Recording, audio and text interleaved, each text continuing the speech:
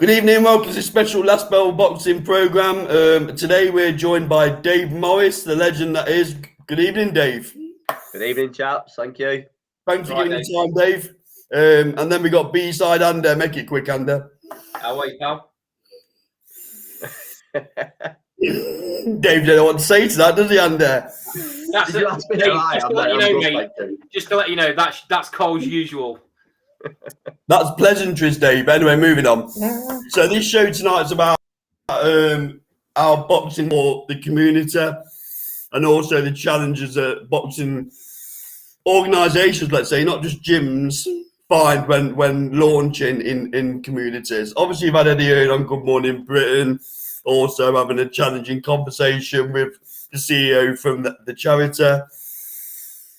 So, Dave, first question is really a bit about you and your organisation, and let's start with the challenges when you decided to launch.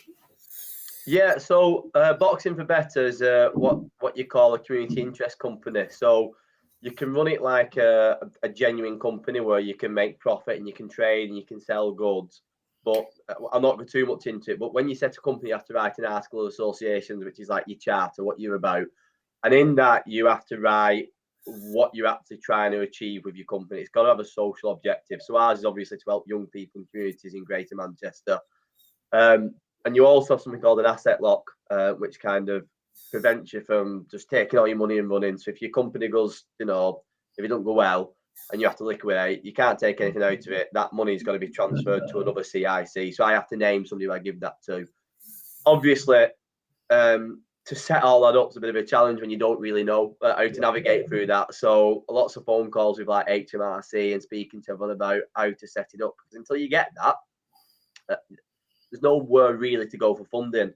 You can't really access any funding because if you've not got a company set up like that, you're just you, and people don't tend to give money just to random people. So that was probably the biggest challenge that I had to do in terms of like the administration side.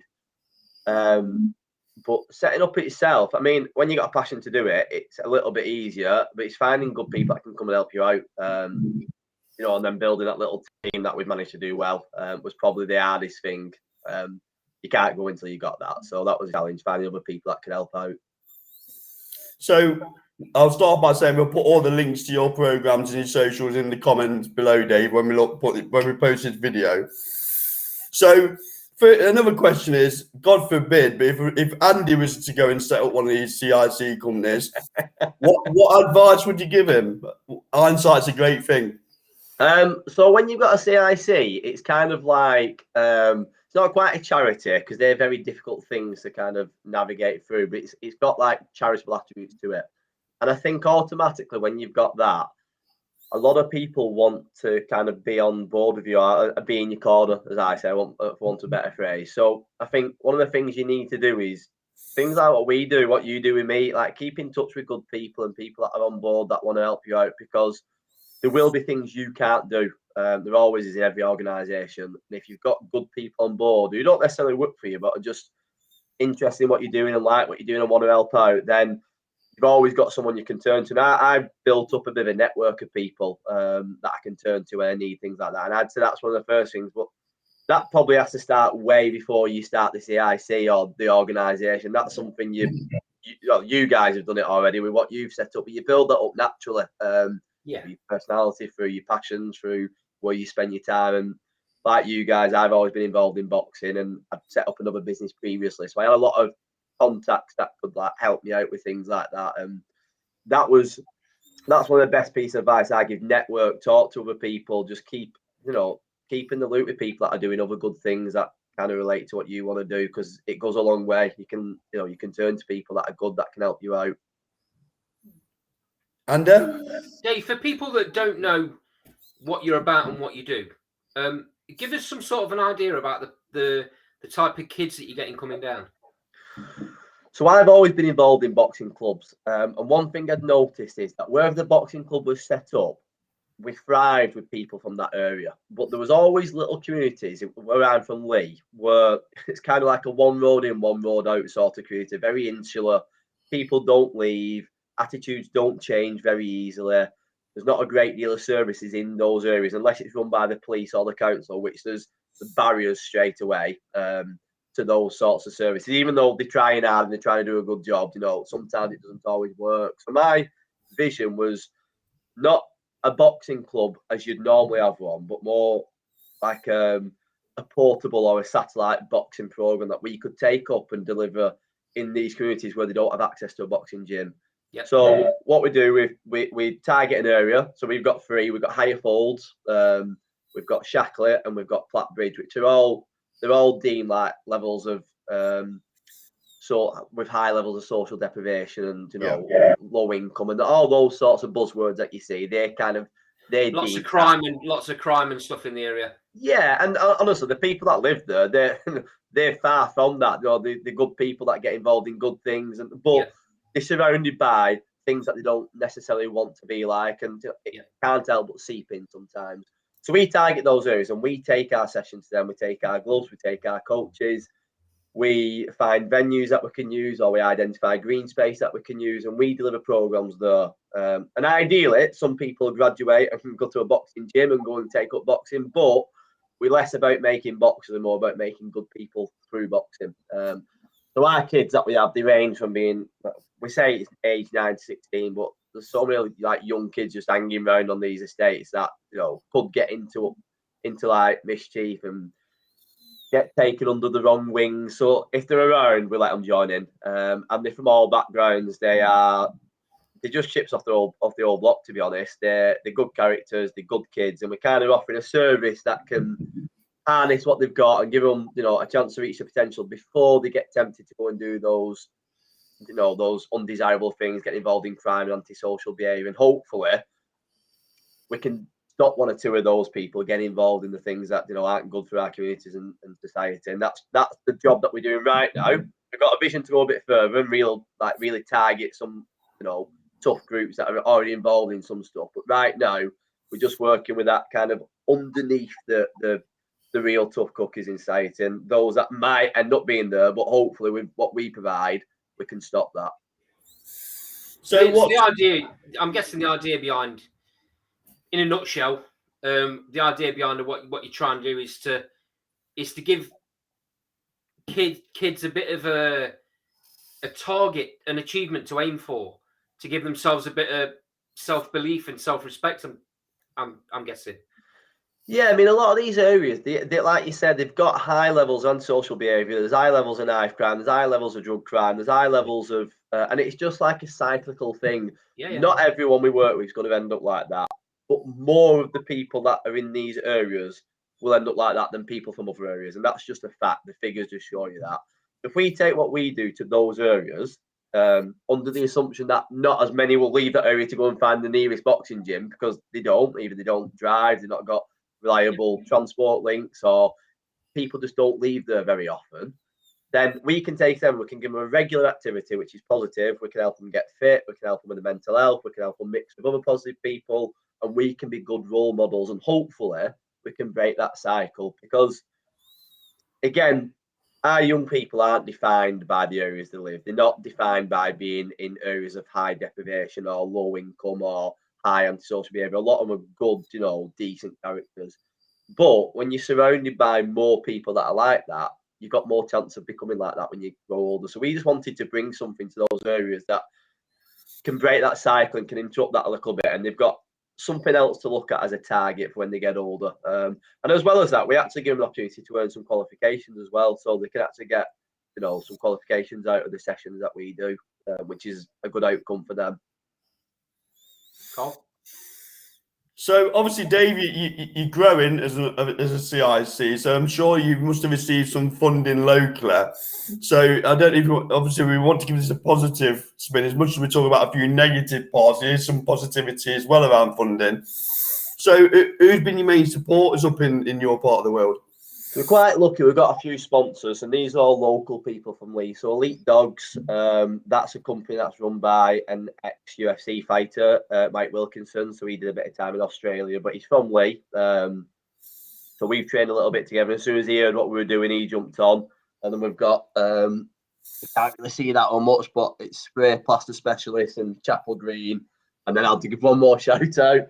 We've got good effort, Dave. WJ Structures on the back. Now they've all given us a little bit, but that kind of helps us buy some t-shirts and a little bit of kit. It doesn't really touch everything that we need to do, and it's really hard to like get across how expensive it is. So we've got DBSs to cover, we've got insurance to buy, we've got venue to hire, we've got equipment, we've got printing, we've got other people's time.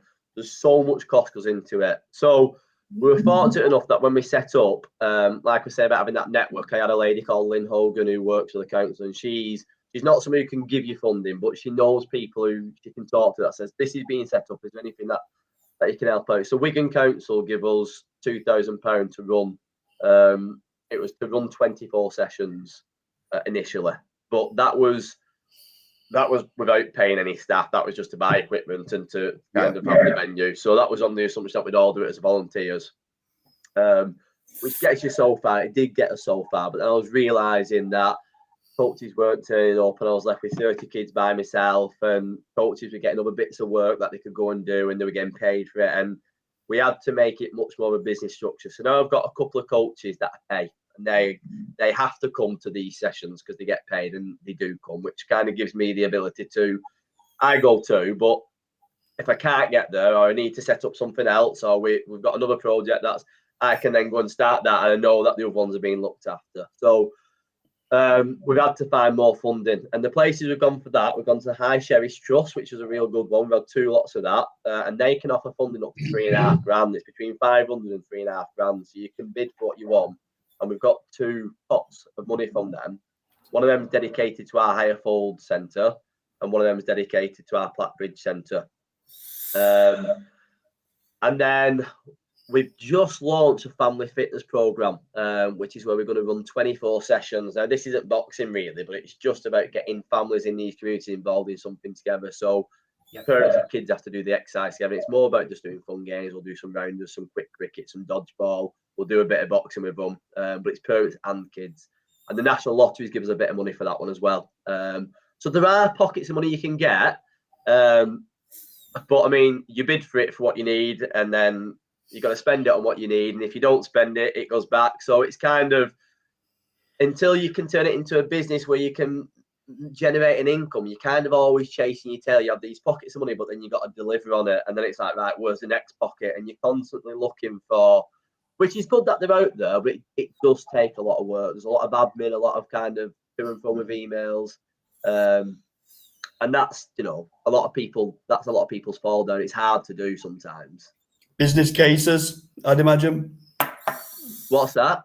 Business cases. I'm assuming you're an expert now in writing business cases, I'd imagine. Yeah, well, I mean, there's different levels of funding, and when you've been open for a full year, when you've got a year's worth of accounts, which I've not actually submitted mine yet, I need to soon because we have now over 12 months, so you have a bit of time to do it. But when you've submitted your first lot of accounts, you can actually then bid for high levels of funding. Now, all we've been able to access is what they call small grants, I think it's called. A small grant is deemed anything under £5,000, which is a lot of money. Yeah.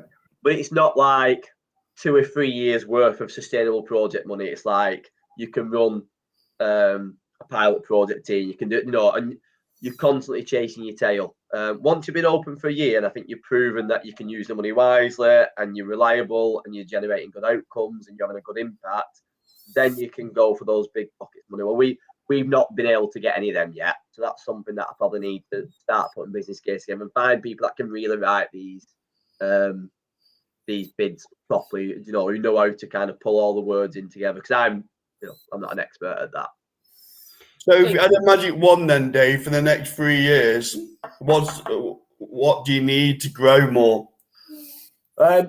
Practically, we need a venue now. So all our work is being done as a satellite, which is good. So we're either going into schools, we're going to community centres, we're going to green spaces, and we love doing that. That's kind of like the core, and that's what we always want to offer. We want to offer those sessions for free as a universal project, which kids can come down, enjoy, join in. And if they don't do anything else, they've got that to fall back on. And I want to make sure that they are always there. So particularly our 3 that we've got now, there are other areas I'm thinking of, and I want to make sure they're always there. We can't really generate an income off them because they're free. And nobody's buying t-shirts yet. There's only so many of them we can sell. It's hard to cover our costs out unless we get grant funding. So my kind of idea now is to get a premises where we can run other projects as well. So a boxing gym, essentially, not an amateur boxing club, but a premises where you've got bags, a ring, mirrors, skipping ropes, weights, and we can run boxing sessions for paying customers, adults that don't have any particular need, they're not targeted, they just want to come down and do a bit like you've been doing, come down and do some boxing with qualified coaches and have that experience. As well as that, that's when we can do our more targeted projects as well. So when we got a premises, my ideal one would have like a classroom attached to it as well. So boxing gym, one room, kind of classroom / group room at the side of it. And we can start working with like social justice or NHS referrals or schools that have got kids that aren't engaging well. Then we can bring them in and package together like our boxing training with some qualifications or some skills like employability skills or anger management or parenting classes or whatever the need is for that particular group, and use the box as the vehicle to engage them and to help them change the bodies and the mindset, but then the classroom to try and give them something that they can go back in society with to use. And that's where we go in. And I feel like there will be some funding out there, and there'll be organisations that can pay for that as well, and that will help us then deliver everything that we want to deliver. But that's kind of 6 to 18 month sort of idea. I'm working on finding the premises now, and that's going to be the deal breaker for us. Once we get that, I feel like we can move forward. Are you getting any support? Sorry, Andy. Are you getting any support from the boxing community at all, Dave? It's hard to. I'm a registered coach at a different boxing club, and if you're not an amateur boxing club, then England boxing tend to only deal with England boxing clubs, and we're not one. Now, I've had like fleeting conversations with people and not really gone anywhere. I could probably push it a bit more, but I'm reluctant to open a boxing gym yet because I don't want my focus to be on making elite boxers, which I think makes up kind of like 5% of your traffic into a boxing gym. And I know from experience, I was fortunate, I was a half decent amateur boxer. Loads of kids came through that door, and not in every gym, but in some gyms, they got ignored to some degree. Now, that's fine because that boxing club's set up to make elite boxers that win tournaments and win, belts and win championships and all that. I'm not really bothered about creating that. That's somebody else's job, and that's what England boxing kind of provide the opportunity for people to do that. And they have the organisation, the infrastructure, the insurance, and the coaching, and that's what they do. I'm trying to change communities with boxing. And if they show an aptitude for it and they've got a skill set, then I'll signpost them to all the local boxing gyms. I'll say, but if they leave us and go boxing, that's a success for me. I don't want to keep kids that can go and become a world champion because they won't get that from us. But what they'll get is that nurture what somebody who's focused on just elite boxers probably couldn't give to those low-level ones. So England boxing probably aren't the right people. It's more your councils, your police service, your fire service. They're the ones that are trying to push for, and they really are they're on our side. They really are like trumpeting what we're doing at the moment because the impact we're having in our areas has been really good. We've had we've achieved quite a lot in 12 months, I think. So do I. And that's a massive success, mate. You mentioned a bit ago that you got a little bit of funding from one of your local councils. Yeah, Wigan Council give us that was the first pocket of money, to be honest. It was right. So are they monitoring what you're doing? Can they see the benefit of what you're bringing to the community? And if they're not monitoring it, shouldn't they be? Well, they are, to be honest. It's just tricky. There's loads of ways you can monitor outcomes. So, for example, I can tell when my kids are coming through the door. That's a dead easy way of monitoring whether something's effective. And we're getting massive numbers of kids. Like we're having sessions where we've got 30 kids turn up, which is, I mean, I know it's free, but it's still a lot of kids. I go to other amateur boxing clubs who are, and they might have 7 or 8 kids in a class. I'm not, some might have 30 as well, but considering we're doing it in a community centre, which during the day is a shop, and then the other half of the day is a boxing session, like you've still got all your fruits and veg and all that. It shows there's a demand, doesn't it, Dave? That's what it shows. Yeah, 100%. So, and I have conversations, they're always dropping in. I had a conversation recently with one of the guys who's in charge of like making sure things like this are in place in Plattbridge. It's actually called Steve Gerrard. not the Steve Gerrard, although he might not forgive me for saying that. And he said it can't all be down to what boxing better. There's other people doing good stuff in these communities. But from when we started in Plattbridge to where we are now, the antisocial behaviour levels have really dropped. Now, I've not seen them figures myself, but there's no reason for him to say that if it's not true. So, yeah, they are noticing. They've pushed us to go into Plattbridge. You've seen what we've done at Irefold, and they've come to us and said, we want you to do it here. So I've gone. And they are kind of looking at, right, if we can find this bit of information, then we can encourage the council to give that money again next year, and we can keep it going.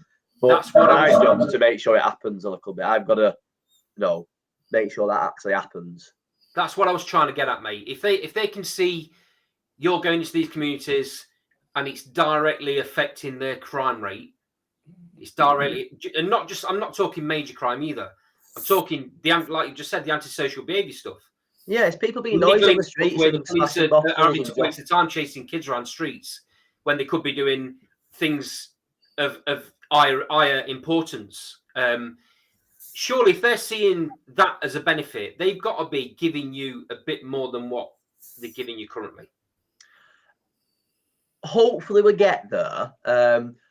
But everything's also got to be sustainable, and that's the balance. That's the challenge. Yeah.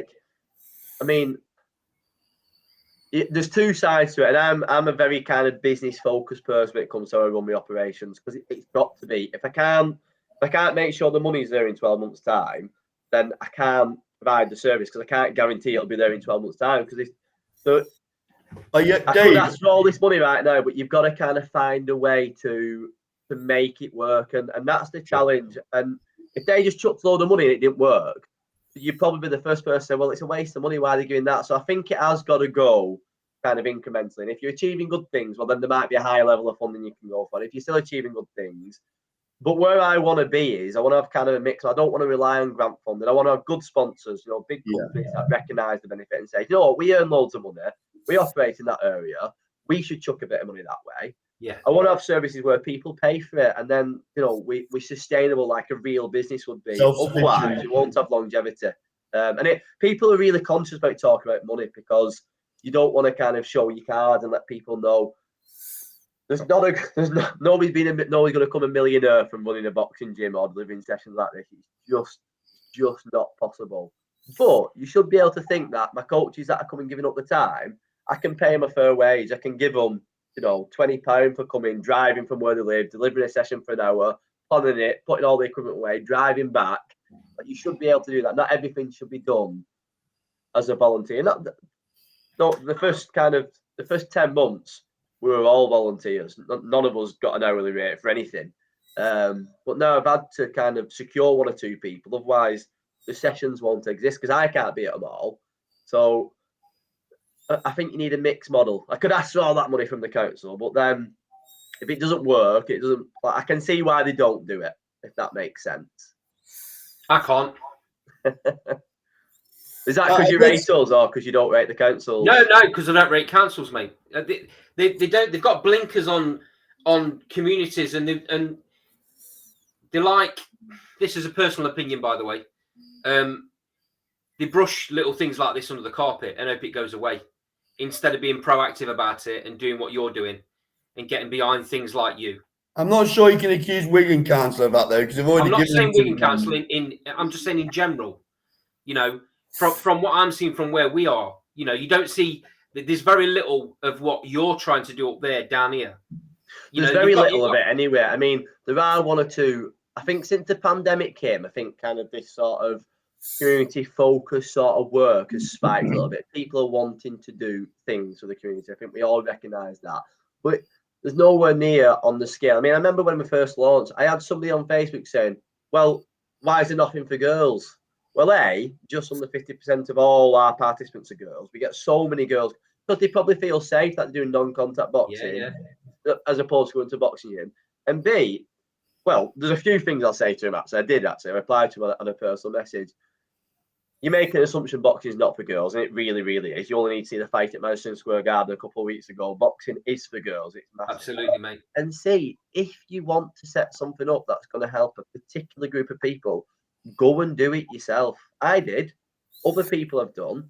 Like, if you want something to exist, and this is where I think there's a bit of chicken egg with some people, like, whether we shouldn't rely on the councils to do it or whether we can't rely on the councils, that's up to each man and woman to make their own decision about that. But ultimately, if you want something to exist and you have the time and the skill set, then, I mean, I'll help anybody set something up and I'll talk them through the mistakes I've made and the things I've done if they've got an idea that they think can impact the community, because that's what's going to make change. Your councillors, you know, for the work that they do, they're not going to make change like people like me and another organisation I'll give a shout out to, WN7 Outreach in Lee. We're going to make, because we're on the ground with the kids and we're the ones talking to them, we're the ones dealing with them, and we're the ones listening to what's going on, and we're the ones giving them little snippets of advice. And you're just planting seed. The boxing's not important. It's an opportunity to spend time with kids. We're planting seeds, and hopefully one day they'll go, that's what Dave was on about, or that's when he used to bend me ear about, you know, being a good person. That's what he actually meant. And one day it'll click, and that's the reason why we do it. You're being a positive role model, Dave, aren't you? That's what you're being. I like to think so. It's not an easy thing to tell people you are. I'm a positive role model, me. It's a bit of a, you know, but yeah, that's what we need to provide. We need more people in these communities that can show a positive pathway through the sort of challenges that they're presented with, as opposed to that cyclical, you know, well, that's how I've seen it happen. So that's how I'm going to do it. And it's, you know, we need somebody to show them a different route, you know, and give them the opportunity to take that different route. And that's what it's about. You've got a little bit of stigma sometimes with boxing gyms. People can be maybe a little bit scared about going, a little bit nervous about what they're going to find, perhaps feel a little bit intimidated. But I can't imagine that same atmosphere applies to you. It might exist before they come, but certainly once they get there, it's gone. Everyone, I mean, we play a lot of games. We do a lot of like fun circuits. It's very rarely, you know, like you have the image of a boxing trainer being like a drill sergeant. Get down and give me 20. Don't speak to me like that. Blah blah blah. I mean, those boxing coaches do exist, but not like they used to. A lot of boxing coaches have got better ways of dealing with kids, and you know. Yeah. But we don't do any of that really. I mean, we do give, if kids are being mouthy, they're not listening. We do give out burpees, but it's very quickly forgotten. It's not like because somebody's upset us, we're never going to take on pads, which I've seen.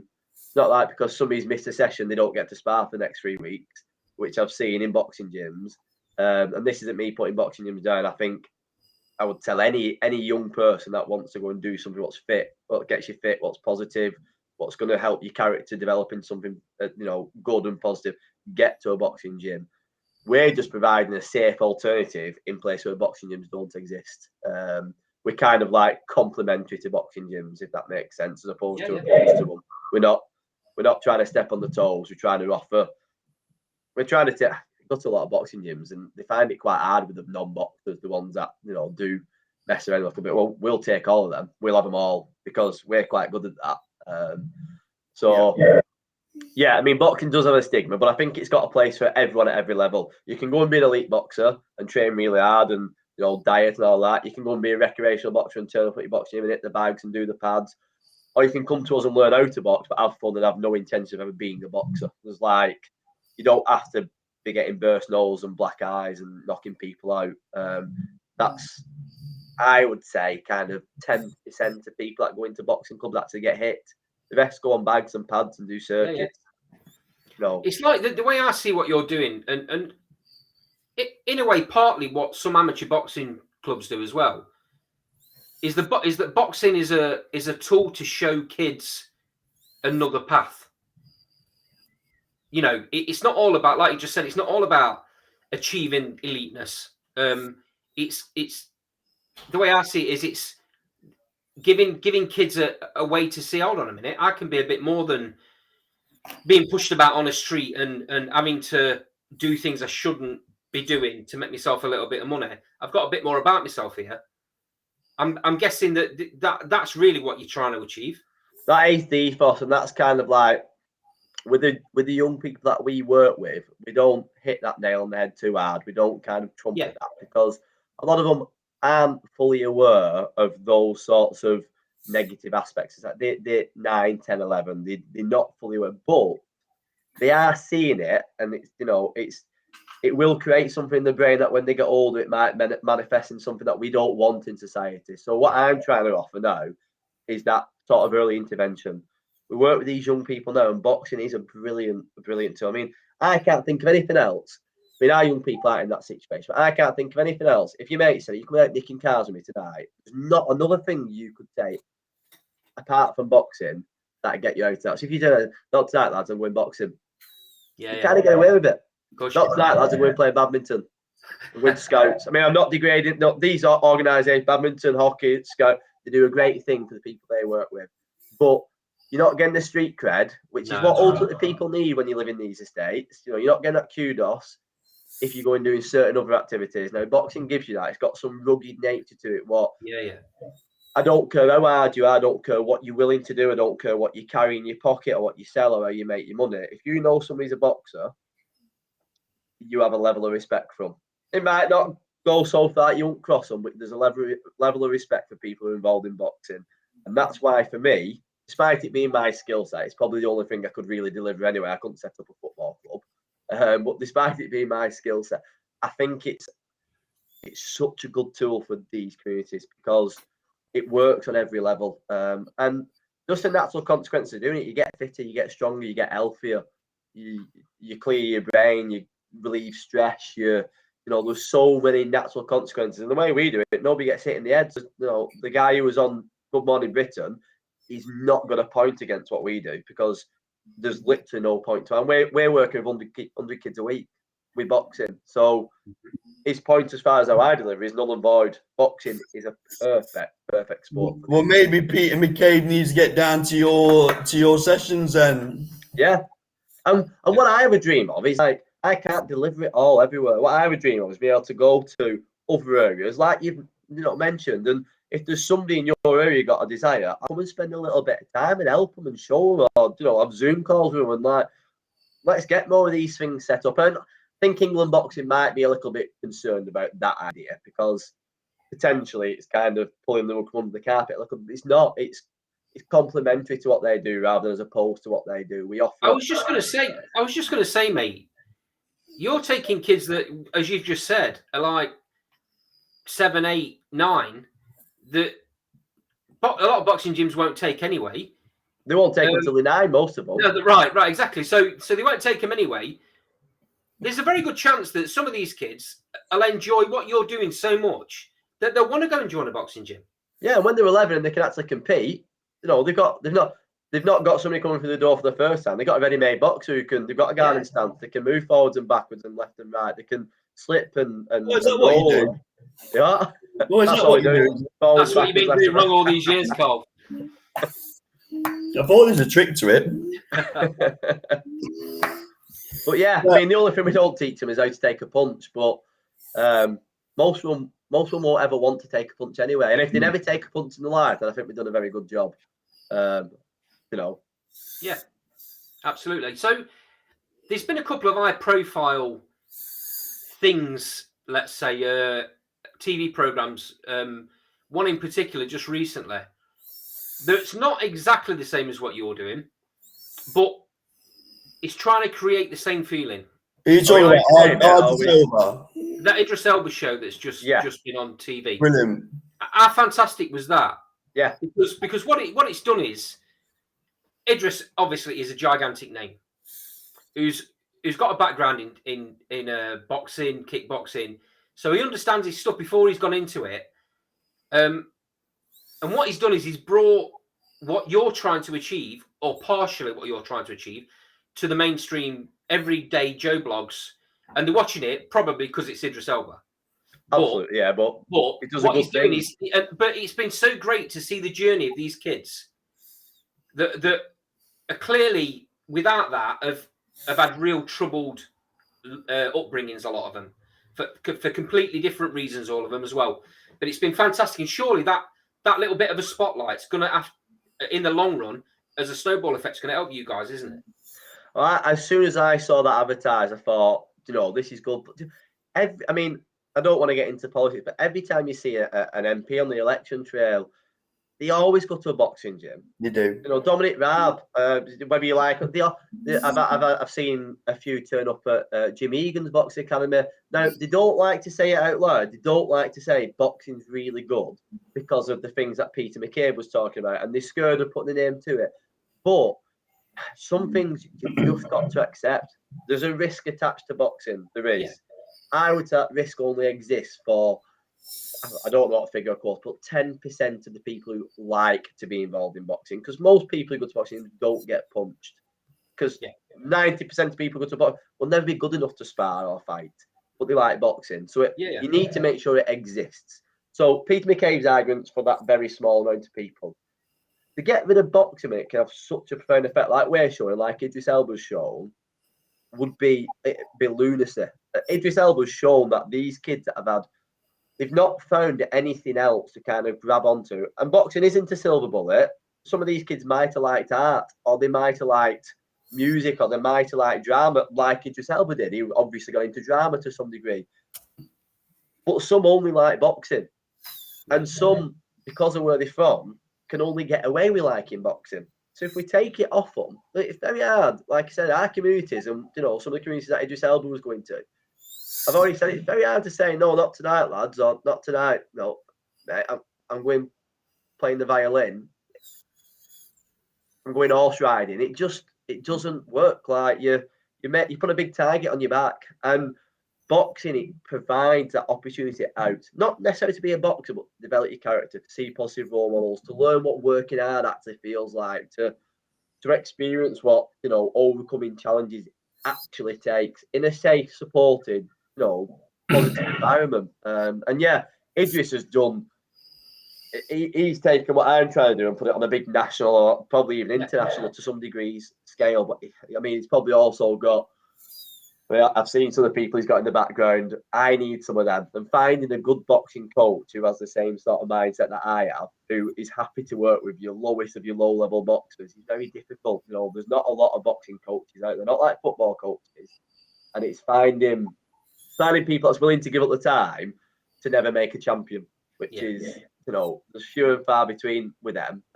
But indirectly, you probably will make a lot of them, whether it's a champion, you know, just in your streets and your communities, or whether it's a champion further down the line in somebody else's gym. We probably will be involved in making some champions somewhere. It's just that we don't really get to see it. And just not in the ring. Yeah. You know? So you know what it does, and not wanting to make this the Idris Elba show, but he spoke about how boxing and kickboxing in particular changed his mindset from being a kid on the street that could have got himself into loads and loads of trouble, and then he took what he learned, all the discipline and the mindset, he took that into his career, and it helped him in times when he struggled to get parts or he struggled to get this and that. So it's not just about fitness necessarily. It's also about mindset, isn't it? There's nobody had to overcome. Sorry, I think the word resilience, isn't it? No, there's nobody had to overcome challenge. Certainly, there's no other sport really where you get taken to the depths that you do in boxing. I'm not talking about fighting. I'm talking about the way you train. Yeah. When you're on the bags and you think your round's finished and your coach shouts, "And 20 burpees," you've got to get down and do them. Now, I see football teams. You're lucky if you see one burpee in a full session.